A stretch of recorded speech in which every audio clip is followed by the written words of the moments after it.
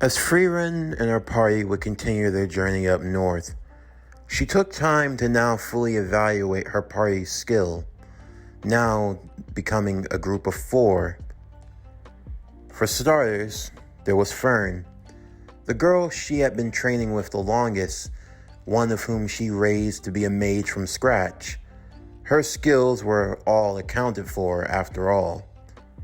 Then next, there was Stark.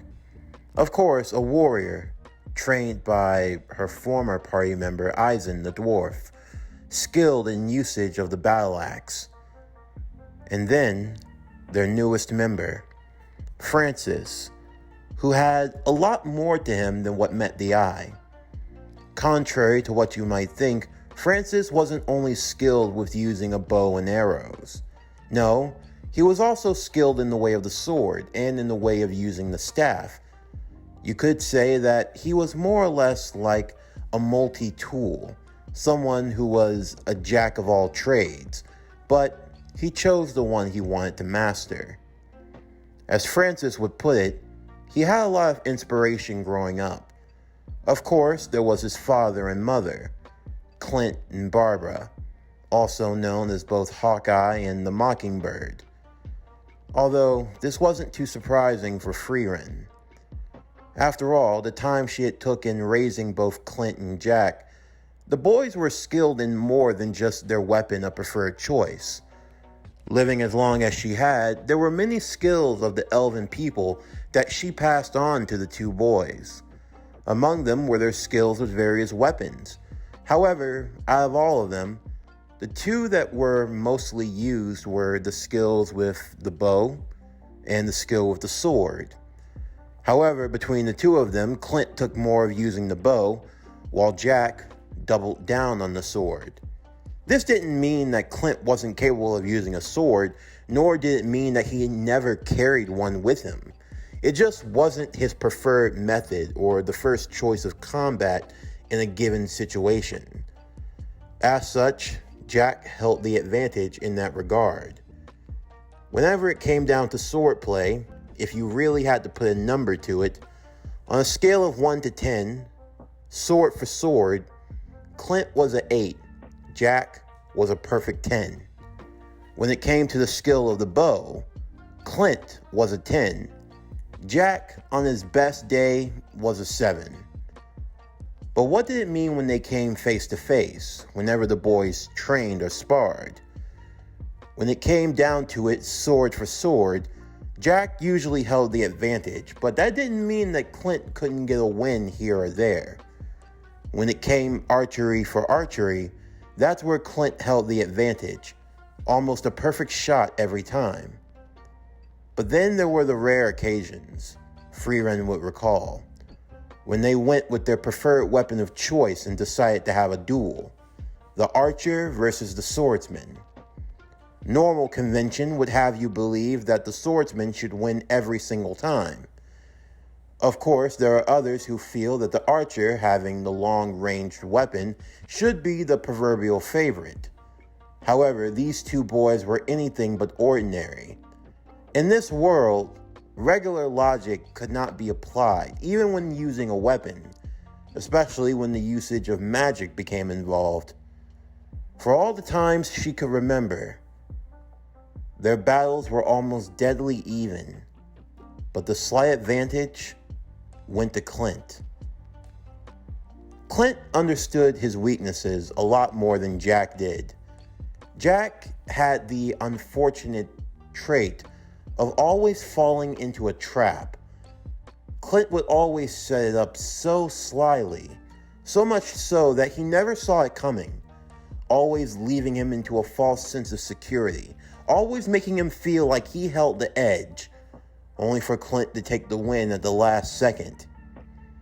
If there was one tribute, if there was one full-on fact, what separated the 2 of them, Clint had a tendency to always prepare till the very end, to always keep making up a plan, making up a strategy, adjusting his strategies on the fly. You could say that he was a lot like the wind, free-flowing, going wherever it took him. while you could say that Jack was more or less like stone of the earth, solid, firm in its belief, never deviating, hardly changing. That was the difference between the two of them. Of course, it didn't discredit the skills of either of them, and in the end, Francis took inspiration from both. It wasn't that he never practiced with a sword or that he never used the one that he carried, just wasn't his preferred choice of weapon. It was more so of auxiliary, a last resort, and if it came down to it, he could pick up a long stick and he could use staff skill. That was always another option. On top of that, Frieren would come to learn that both boys had an affinity for magic. Of course, they chose to use their mana and their magic to enhance their physical stats, but they could also use for casting as well. When it came to Francis, he had the affinity for wind, while Stark had the affinity for lightning. While on their travels, they would help a man who had been stuck on the side of a mountainous road. Due to a landslide, he wasn't able to pass, so the four would work in clearing a new path for him. In the midst of doing so, they'd learn that the cause of the landslide was due to some battles happening in the distance. It was between two warring factions, a village of humans and a tribe of demons. They had been fighting for the past 28 years or so. They were pretty much enthralled in a war. Of course, war was nothing new for Frieren. It was merely a part of life. But given the life expectancy of an elf, war was little more than a spat. Heck, in Frieren's eyes, if one war didn't last more than at least 100 years, it wasn't anything worth noting about. But of course, that was only from her perspective.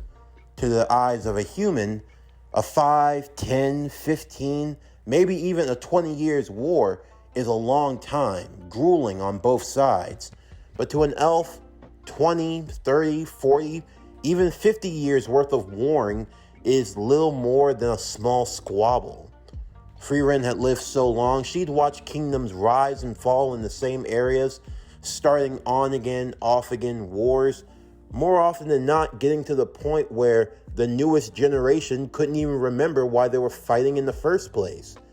Their ancestors long since buried in their tombs. But that was the unpleasantries of war. It was something that you got used to in this line of work and in the line of living. Before long, they'd find themselves in said town that was enthralled in a war with the demons. It was when a peace envoy itself had come walking through that Frieren stood on guard. She could feel and sense the demon's presence. He was walking with the representative of the city. You could say that he was the king. Frieren readied herself as she pointed her staff towards him, ready to blast him with annihilation magic, only to be stopped by the guards in fear of what could happen, more or less damaging any talks of peace that they might have had. The demon in question, known as Lugnir, accompanied by the village leader, Graf Garnot. The two of them would be surprised by Frieren's actions, but they were able to deduce that it wasn't the work of the humans plotting an assassination attempt. No, it was merely the work of outsiders. All the same, Frieren would be taken to the town dungeon, and in all expectancy, she was going to be locked away for at least 2 to 3 years. Fern, Stark, and Francis would visit her while she was imprisoned.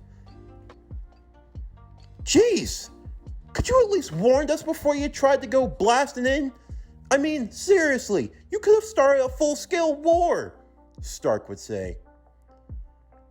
I'm only doing what needs to be done. If that leader had any common sense, he'd have killed those demons when he had the chance. Why would you say that? Fern would ask. Right now, they're talking about trying to establish peace negotiations. I mean, I excuse a lot of your insolence, Master, but you could have started up the war once again. Who knows how many people could have been hurt? I don't blame you for seeing it that way. I doubt any of you have ever even come face to face with a demon.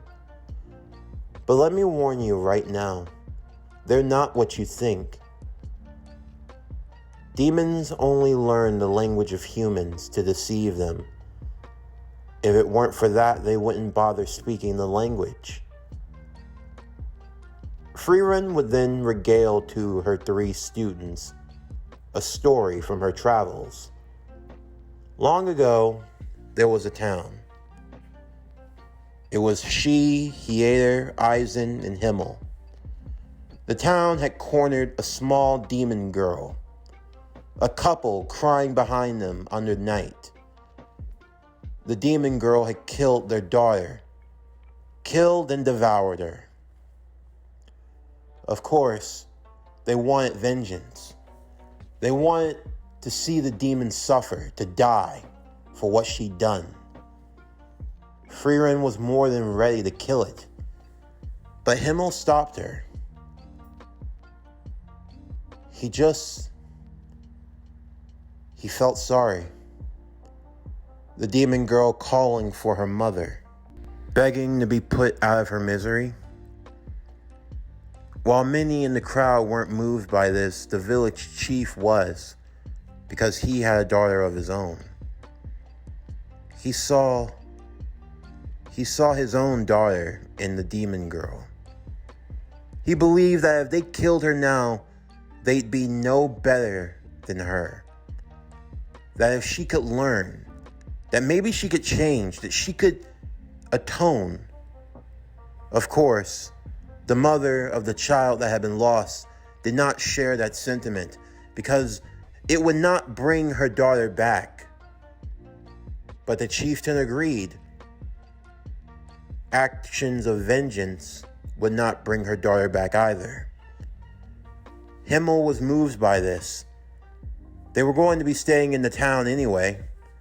After all, maybe this was a chance for them to help. Perhaps this was a chance for them to foster peace. Since they were all in agreement to it, Frieren wasn't going to stop them. But she warned that things would not play out the way they hoped it would. Now, for a time, the demon girl got along with the chief and his daughter. They tried to teach her, to love her, to be there for her, to give her everything they thought she lacked. And you know, for a moment, there was actually thought that maybe things could be different. But then another night came. The house of the chief was burnt down. The demon girl carrying the unconscious daughter of the chief, and the chief lying dead at her feet. Himmel, the heroes in the village surrounded her once again, with the people crying out in vindication, because this is what they knew would happen, what they knew would come to pass. Frieren, she already expected it. Because you see, there was something peculiar about what the demon girl said. How she cried for mother. Himmel was distraught. The young warrior only asked why. Why she did what she did. The chief brought her in. He took care of her. He loved her. The demon simply replied that everyone hated her for what she'd done. She took the life of a daughter. She thought she could replace her with the chief's daughter at the cost of the chief's life. She thought that she was making amends, but it seemed she'd only made things worse. Oh well. Perhaps she could just take the daughter for herself. If they didn't like what she did, she'd just take her and Himmel quickly took the girl away, cutting the arms of the demon, as Frieren cornered her and annihilated her. As she slowly returned to ash and dust, Frieren asked,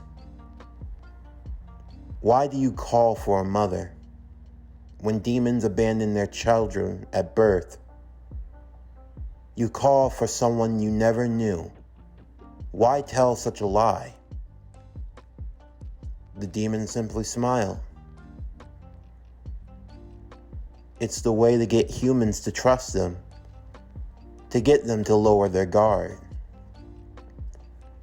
When you learn their speech, when you learn their language, you learn their ways, you know how best to deceive them. Empathy is a weapon that the demons know how to use well. To trick the heart, to deceive. And as a result, you open your homes to them. They sell you a story of something that never existed. But you don't know that. And in that moment, your anger is replaced with the sadness. Because in that moment, you try to empathize with your enemy. You try to connect with them. You let your guard down and you let yourself be vulnerable. And then that's when the demon strikes. For Frieren, she knew this all too well. She'd seen time after time after time the poor little demon child that cried to the family, telling them that they lost their mother, they lost their father, they lost their brother, they lost everything, that they didn't want to do this, they didn't want to be this way. It wasn't their fault, it was their nature. They tricked the human into thinking that through nurturing, through loving, that they can change that. But there are some things you just can't change. For a demon, from the day that they are born, they know only to feed and to destroy. And they become cunning. So cunning, in fact, they become the wolf in sheep's clothing. For Frieren, she'd seen this time and time again. And this situation was no different. This peace envoy, whatever they wanted to call it, oh, no. She knew all too well. Because the peace envoy was representing Aura, the guillotine. One of the seven sages of destruction. The 7 generals that served under the Demon King that they killed. Aura had been one that managed to get away, regrowing her forces and looking to continue the conquest that her master started. She'd seen this playbook before. And now, their only chance of truly bringing peace to these people was to defeat the enemy before it was too late. In the meantime, the representative, known as Lugnir, had managed to soften the king's heart, telling him a tale of how he too had lost in this war. Just as the king had lost his son, he had lost his father. But of course, what would a demon know about a father when fathers don't exist? It was all a ploy, a trick, just as Frieren suspected. All of it was simply to get the king to lower the barrier, a barrier that protected this town from the demons. Once the barrier was lowered, they'd be allowed to enter in with no resistance, and they could finally destroy their enemy once and for all. Of course, Lugnir was not alone. He had 2 attendants, a demon boy and a demon girl. The boy, named Drat, had disappeared, leaving and heading to the dungeons and killing the guard that was stationed in front of Frieren's cell. His master had spoke about the elf, about that look in her eyes. A look of complete disgust and loathing, as if she could see through their little act. In a way, it was almost comforting. It was almost the most reassuring look he'd ever seen. Because it allowed him to not have to live in that stupid facade. There was something therapeutic about someone that just knows who you truly are. You don't have to play these games pretending to be something that you're not. As such, Drat believed that if this person could potentially get in the way of his master's plans, it'd be easier just to kill them. He channeled mana through small lining threads. He had planned to use them to sever Frieren's neck. However, she managed to form a barrier of mana around her neck to save herself. If Drat believed that he was capable of killing Frieren, then the poor demon boy was sadly mistaken. A mistake that he'd only live to regret shortly. Because first he lost his arms, and then Frieren showed him how you really sever someone's head. She'd managed to escape from the dungeon, but with a dead guard, no demon since the body disintegrated upon death, it would leave her to blame for the death of the guard, only making their situation worse. As for Fern and for Stark and for Francis, by the time they caught up with Frieren, she was already making her way out of the town. She could sense aura from afar, and she knew that any chance they had of defeating them would lie with her confronting one of the 7 stages of destruction. She was more than confident in her ability to defeat her, but that left the other 3 a bit perturbed, Stark especially. Master, if you're leaving to go fight the Horror, what exactly are we supposed to do? It's obvious that that lieutenant of theirs is going to go after the king. I'm going to leave him in your care. I have no doubt that you can beat him. Huh? Yeah. You see, come here. Fern grabbed Stark by the collar, and Francis as well, dragging both boys away. We'll take care of the king, Miss Frieren. You deal with the demon on the outside. Good girl. Take good care of each other. Wait, no, I don't want to turn into demon food. No, wait, please. You don't have to drag me, Francis said. Then get a move on already. We're running out of time. Oh. And why do you look so calm about this, Francis? Stark would ask. I have nothing to worry about.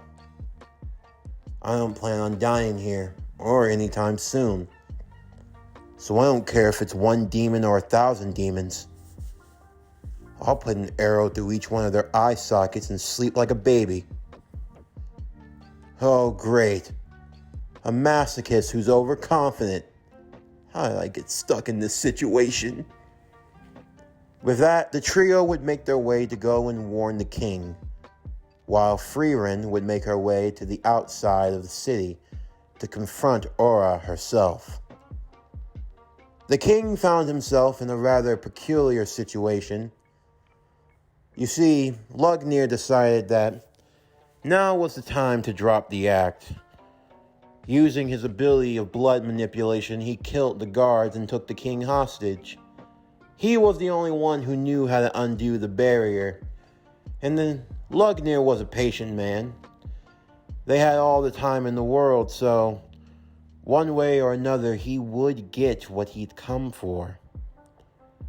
After some thorough interrogating, he decided he'd let the king rest a little bit, think about his options.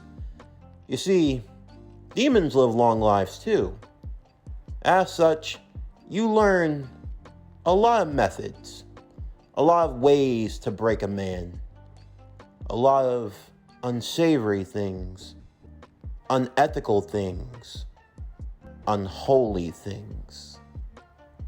But usually humans never get to that part. No, they usually break somewhere between the unethical, immoral. Oh, who am I kidding? Since when did demons care about morality? All the same, once the coast was clear, both Stark and Francis would break into the room, attempting to get the king out of his binds. You two. Yeah, us two, Francis said. We're here to get you out, old man. Old man. You'd be wise to be more respectful when you're speaking to a king. These ropes, I can't cut them. They've been imbued with magic. Just take the crest around my neck. If you show it to the guards, they'll listen to you without a doubt.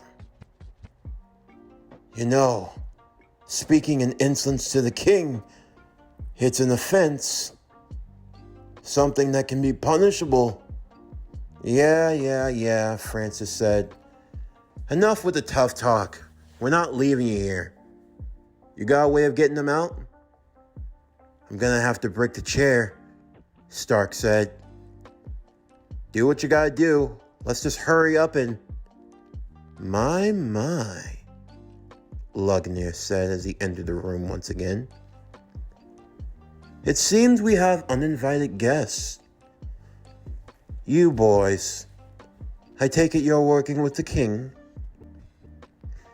Don't be foolish. These boys have only just entered my kingdom. They have no qualms with me. They're merely acting of their own accord, foolish in their youth. Oftentimes the youth do not make the wisest of decisions. But I guess that is why it is called the innocence of youth. I believe that if they were to just leave now, then we'd have no issues, would we, King?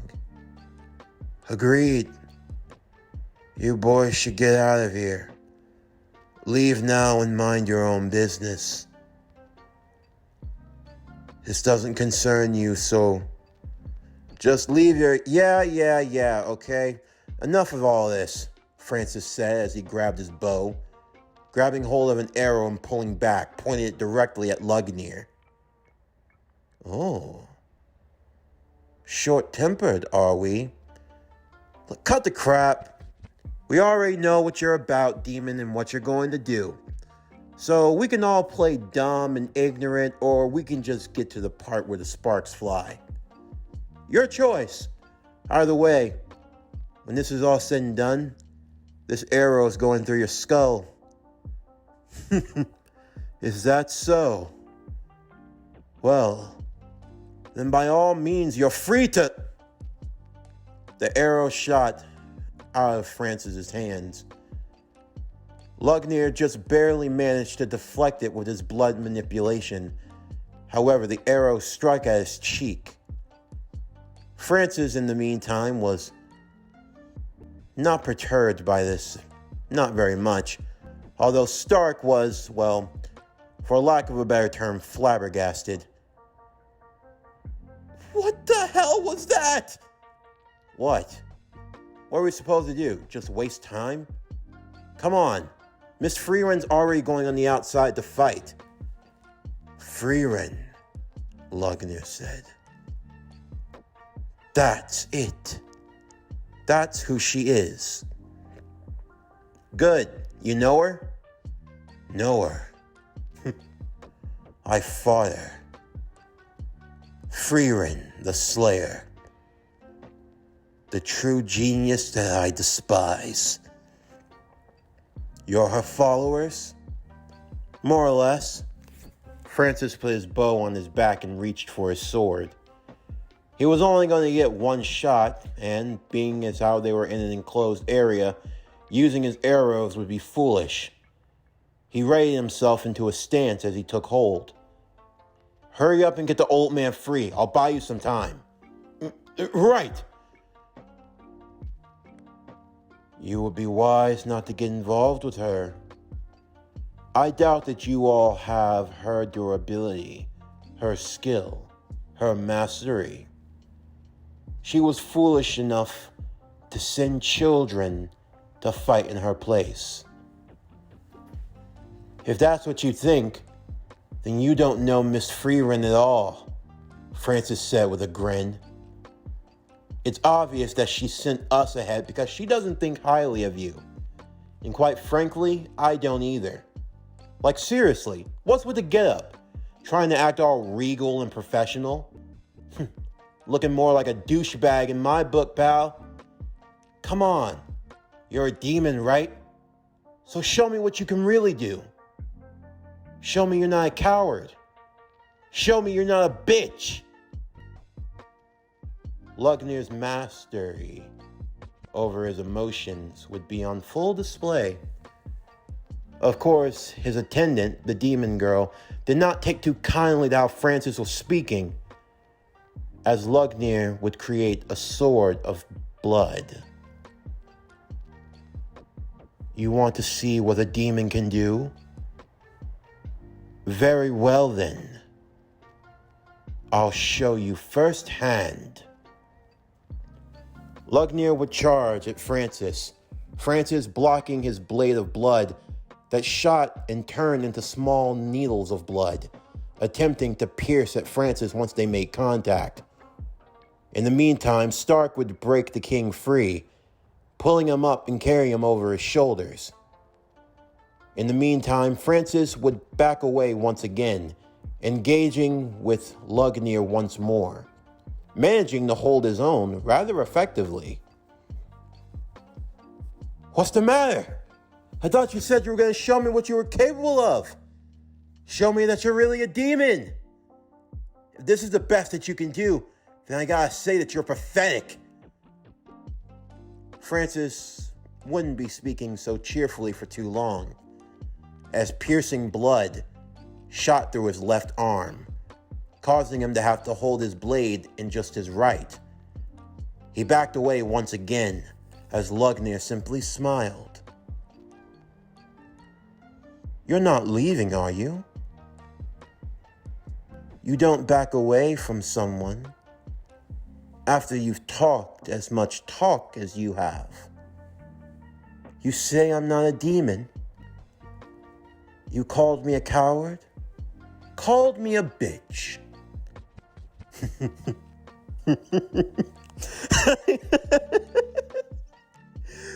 Oh, so many of you humans. You talk and brag as if you're immortal, only to truly be met with your mortality. The last time a human spoke to me like that, I watched him quiver. I watched him piss himself. I watched his bowels run amok in his pants as I stepped to him, just as I stepped to you. Slashes of blood would start to shoot at Francis as he tried to block them with his one good arm holding his sword. Stark was worried for his friend, but if he tried to get to him, he'd have to set down the king, and that would leave an opening for him to be taken back. Just a little longer. A little longer for what? Lugnir would say. You're only delaying the inevitable. You don't expect to win, do you? Nah. I'm distracting you, you turret blossom. Distracting me from what? The walls to the room would be shattered as a blast of annihilation magic would shoot directly at Lugnir, blasting him against the wall. stunning him. And on the outside, floating in the air, would be none other than Fern, distracting you from our best mage. "Nice shot, Fern," Francis would say. "You look like crap. You were supposed to buy time for me to charge my attack, not provoke him into almost killing you." It doesn't matter. We did what we had to do. Besides, this old thing is just a flesh wound. It'll heal in no time." "You've got the king?" "Of course." "Good. Let's get out of here." With that, Fern, Francis, Stark, and King would escape, leaving Lugnir to heal from his wounds. "Master Lugnir, are you all right?" his servant would say as she attended to him. "You do not have to fight alone. I could have easily have helped you. We could have stopped them." "If you had taken this attack, my dear, you would have died. Those children, they were trained by that elf, Frieren the Slayer. It seems things will surely be interesting. But what about our master? Lady Aura, she's going to be engaging with that elf." "No need to be alarmed, my dear. Lady Aura is more than powerful enough to deal with Frieren. We should set our attentions on those misfits. My blood pierced the boy. I can sense him well. There's nowhere that they can go that I can't find them. So let them run. Let them enjoy their temporary victory. After all, the night is still young." In the meantime, Frieren had made it to the border of the city, just in time as the army of demons was approaching. It had been a long time since these two foes had come face to face. Sitting on her throne, Aura of the Guillotine, one of the 7 sages of destruction that served under the Demon King, now coming face to face with a demon from her own past. The elf that had sent many a demon to the grave. Frieren the Slayer. It's been a while. This concludes Frieren, the Elf and the Archer. What if Frieren trained Hawkeye? Season 1, Part 3. As always, if you enjoyed today's video, then please don't forget to like, comment, subscribe, share, and hit that bell for post notifications so you can stay up to date on everything that's Power Core Productions and Podcastings that's come out now and in the future. And stay tuned tomorrow as we'll continue with What If Frieren Trained Hawkeye, Season 1, Part 4. But anyway, that's going to do it for the end of today's video. I'm Javon Harrington with Power Core Productions and Podcastings. Signing off, and I'll see you next time.